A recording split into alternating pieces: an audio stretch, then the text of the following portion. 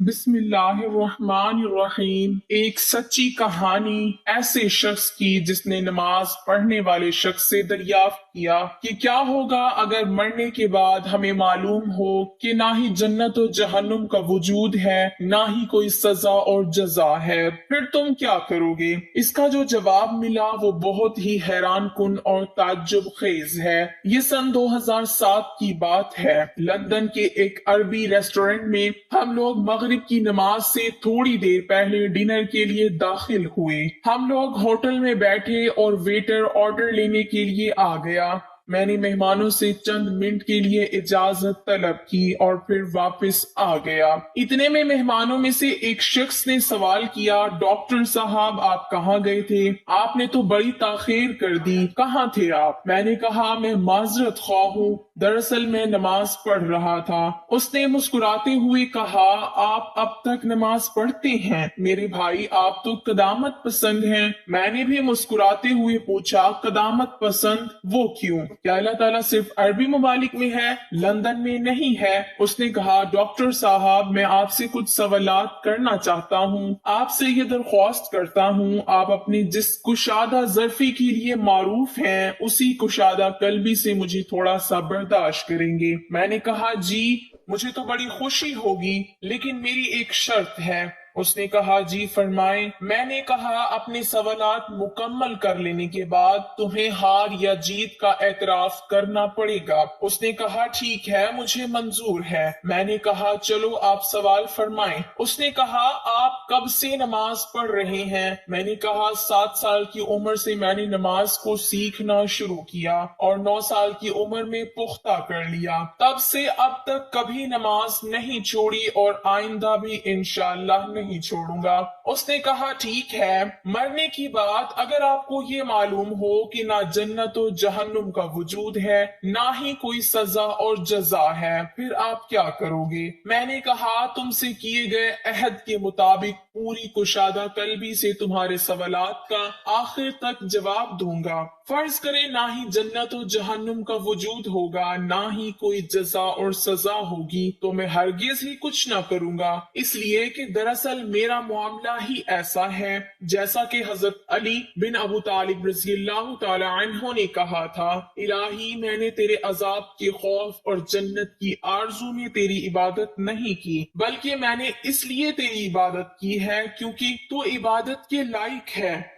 उसने कहा, और आपकी वो नमाजें जिसको 10वें साल से आप पाबंदी के साथ पढ़ते आ रहे हैं, फिर आपको मालूम हो कि नमाजी और बेनमाजी दोनों बराबर हैं, जहन्नुम नाम की कोई चीज नहीं है, फिर क्या करेंगे आप? मैंने कहा, मुझे इस पर भी कुछ पछतावा नहीं होगा क्योंकि उन नमाजों को अदा करने में मुझे सिर्फ चंद मिनट ही लगते हैं, चुनाचे मैं उन्हें जिस्मानी वर्जिश समझूंगा। उसने कहा, और रोजा खुसूसन लंदन में, क्योंकि यहाँ रोजे का वक्फा एक दिन में 18 घंटे से तजावुज कर जाता है। मैंने कहा, मैं उसे रूहानी वर्जिश समझूंगा, चुनाचे वो मेरी रूह और नफ्स के लिए आला तर्ज की वर्जिश है। इसी तरह उसके अंदर सेहत से जुड़े बहुत सारे फवाइद भी हैं जिसका फायदा मेरी जिंदगी ही में मुझे मिल चुका है, और कई बैनुल अक़वामी गैर इस्लामी इदारों का भी ये मानना है कि कुछ वक्फे तक खाना पीना बंद करना जिस्म के लिए बहुत मुफीद और नफा बख्श है। उसने कहा, आपने कभी शराब पी है? मैंने कहा, मैंने उसको कभी हाथ तक नहीं लगाया। उसने ताज्जुब से कहा, कभी नहीं? मैंने कहा, कभी नहीं। उसने कहा, इस जिंदगी में अपने आप को शराब नोशी की लज्जत और उसके खुमार के सुरूर से महरूमी के बारे में क्या कहेंगे अगर आपके लिए वही जाहिर हो जो मैंने फर्ज किया है? मैंने कहा, शराब के अंदर नफे से ज्यादा नुकसान है और मैं समझूंगा कि मैंने अपने आप को उस नुकसानदेह चीज से बचा लिया है और अपने नफ्स को उससे दूर रखा है। चुनाचे कितने ही लोग ऐसे हैं जो शराब की वजह से बीमार हो गए और कितने ही लोग ऐसे हैं जिन्होंने शराब की वजह से अपना घर बार मालो असबाब सब तबाह बर्बाद कर लिए हैं। इसी तरह गैर इस्लामी इदारों की आलमी रिपोर्ट को देखने से भी ये पता चलता है कि वो भी शराब के असरात और उसको लगातार पीने के अंजाम से मुतंबी करती है। उसने कहा, हज और उम्रे का सफर, जब मौत के बाद आपको मालूम होगा कि इस तरह की कोई चीज नहीं है, मैंने कहा मैं अहद के मुताबिक चलूंगा और पूरी कुशादा ज़र्फी से तुम्हारे सवालात का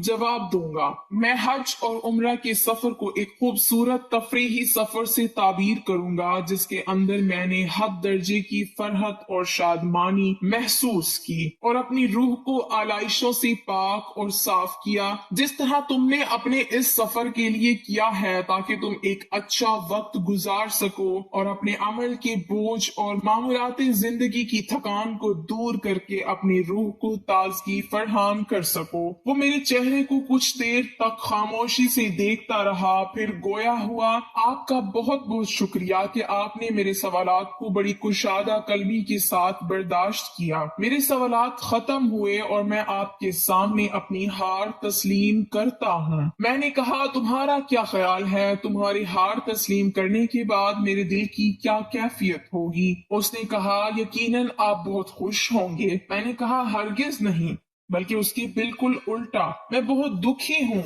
उसने ताज्जुब से कहा दुखी क्यों? मैंने कहा अब तुमसे सवाल करने की मेरी बारी है। उसने कहा फरमाएं। मैंने कहा तुम्हारी तरह मेरे पास ढेर सारे सवालात नहीं हैं, सिर्फ एक ही सवाल है, वो भी बहुत सादा और आसान। उसने कहा वो क्या? मैंने कहा मैंने तुम्हारे सामने वाजे कर दिया है कि मैं तुम्हारे मफरूजे के वाक़े होने के बाद भी मैं किसी तरह के घाटे में नहीं हूँ और ना ही इसमें मेरा किसी किस्म का नुकसान है। लेकिन मेरा वो एक आसान सवाल ये है कि तुम्हारा उस वक्त क्या होगा अगर हालात तुम्हारे मफरूजे के बरअक्स जाहिर हुए, यानी मौत की बात तुम्हें मालूम हो कि अल्लाह ताला भी मौजूद है, जन्नत और जहन्नुम भी मौजूद है, सजा और जजा भी है और कुरान पाक के अंदर बयान किए गए सारे मुशाहदो मनाजिर भी हैं। फिर तुम उस वक्त क्या करोगे? वो मेरी आंखों में आंखें डालकर खामोशी के साथ देर तक मुझे देखता रहा और फिर वेटर ने हमारे मेज पर खाना रखते हुए हमारी खामोशी को तोड़ा। मैंने उससे कहा मुझे अभी जवाब नहीं चाहिए, खाना हाजिर है, हम खाना खाएं और जब तुम्हारा जवाब तैयार हो जाएगा तो बराए मेहरबानी मुझे खबर कर देना। हम खाने से फारिग हुए और मुझे उसने कोई जवाब नहीं दिया